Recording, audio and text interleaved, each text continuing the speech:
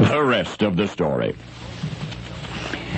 The history books have been telling you all your life that once upon a time, many centuries ago, on the Aegean island of Samos, there was a certain slave, and we are told that he was born in Phrygia about 620 BC, that he was brought to Athens as a boy, and there, the story goes, he was sold to a man named Ladmon, who took him thence to his island home.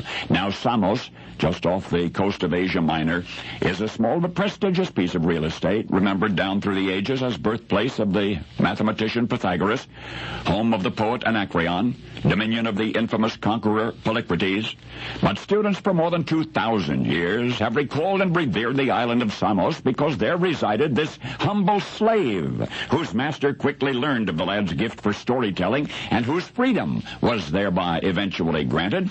Further, we are told, the former slave traveled far and wide, reciting his charming tales wherever he went. He even spent a wonderful while in Lydia, in the court of Croesus, as the king's advisor.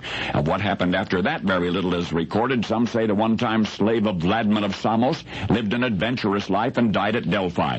Of course, you know the spellbinding storyteller of long ago by the solitary name for which he is world-renowned, Aesop. You've heard of Aesop's Fables all your life, but this is the rest of the story.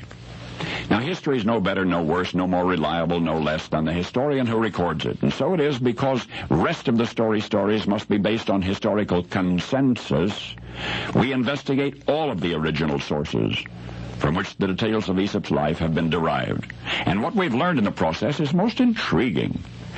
The earliest recorded mention of Aesop anywhere was inscribed a century after he was presumed to have died.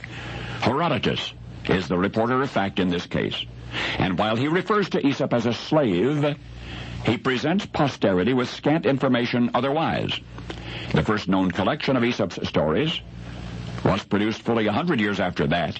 The compiler was one Demetrius Valerius. Not one syllable from that early anthology has survived. Now more centuries pass. Plutarch, in the 1st century A.D., embellishes Aesop's still vacuous biography with an allusion to his tenure in the court of Croesus. It's only thereafter that the tales with which we are now so familiar begin to surface in manuscript form. By the Renaissance, scholars are presented with so many different versions of Aesop's life experiences that they begin to conclude the one fact with which most serious scholars are now prepared to agree. In all probability, Aesop the storyteller never existed at all.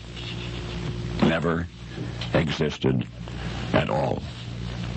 That he was merely an invented name, an imaginary author, to whom a wealth of ancient folk wisdom, hand-me-down stories, were conveniently ascribed.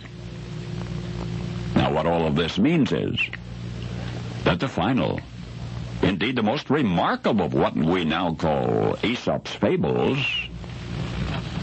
was Aesop himself, the man who never was. Now you know the rest of the story.